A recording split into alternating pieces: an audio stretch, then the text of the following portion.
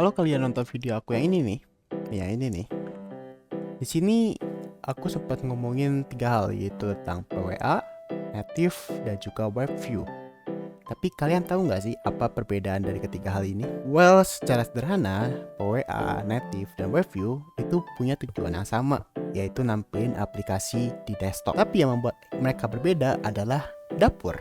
Ya, belakang layar atau bagaimana cara mereka nampilin aplikasi di desktopnya itu. Aku mulai dari PWA. PWA itu singkatan dari Progressive Web Apps, yang dimana sesuai namanya ya ini adalah aplikasi web. Jadi kalau kamu buka aplikasi PWA itu sebenarnya kamu lagi pakai browser, tapi tampilannya memang udah diubah sedemikian rupa mendekati atau kayak aplikasi beneran. Contoh gampang aplikasi PWA itu Twitter. Jadi kalau kalian lihat icon ini nih, terus kalian klik dan install, nanti kalau kalian buka aplikasinya di desktop yang muncul ikonnya, nah itu kalian lagi buka atau akses PWA Twitter. Selanjutnya kita bahas aplikasi native.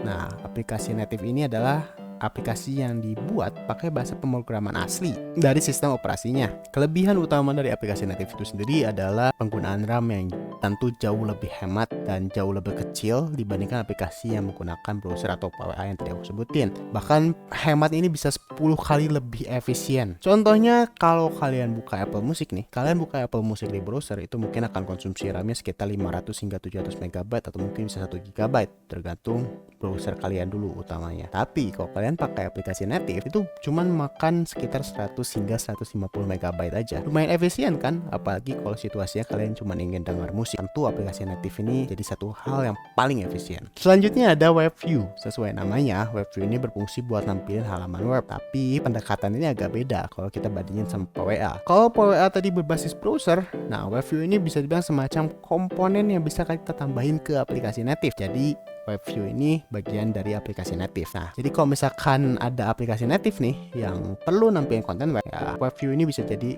pilihan atau ya pasti kepake. Tapi sayangnya nih ya, ada konsekuensi yang harus ditanggung, yaitu tentu konsumsi memori RAM yang makin tinggi. Meskipun aplikasi native-nya juga tadi kalau kita bandingkan cukup efisien, tapi ya kalau nambahin komponen web view, ya maka konsumsi RAM ini akan otomatis naik juga, tergantung dari seberapa rumit halaman web yang ditampilkan. Contoh aplikasi native yang pakai web view ini adalah aplikasi cuaca One Windows. Aplikasi itu pakai native di sisi navigasinya, tapi untuk konten halaman utamanya itu pakai web view ini. Jadi kalau kalian lihat sendiri untuk penggunaan memori RAM ini cukup besar, hampir seperti membuka sebuah browser.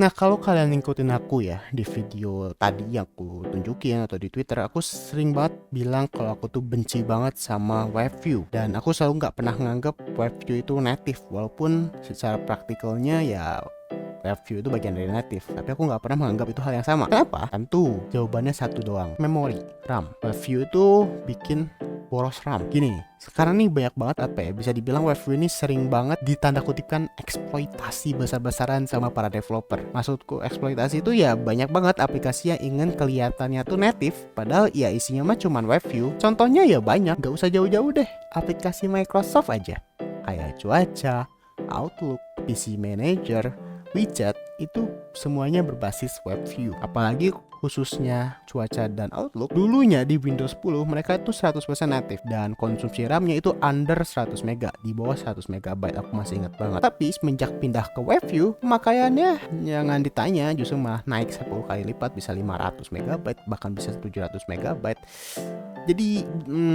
Jadi lebih boros lah kayak gitu. Padahal nih dulu di acara mereka, yaitu Microsoft Developer kalau tidak salah namanya, itu mereka sempat nawarin atau nyuruh developer lain buat bikin aplikasi native di Windows itu pakai framework yang mereka sediakan. Ada UWP, ada juga WinUI. Sedangkan lucunya mereka sendiri aja nggak pernah pakai tuh. Tuh contohnya 4 aplikasi yang aku sebutin tuh web view semua tuh, nggak pernah dibuat secara native 100%. Sering juga penggunaan web view yang tanda kutip dieksploitasi ini seringkali bikin aplikasi yang simple nih aplikasinya, tapi jadi boros RAM. Jadi maksudku ya, let's say aplikasi note taking deh, tapi karena developer yang malas nggak ngerti desktop atau malas bikin di desktop, akhirnya mereka pakainya web view, sehingga aplikasi note taking yang harusnya sederhana tiba-tiba harus menggunakan RAM-nya seakan seperti browser 700 mega, 500 mega, sampai 800 mega, bahkan 1 giga.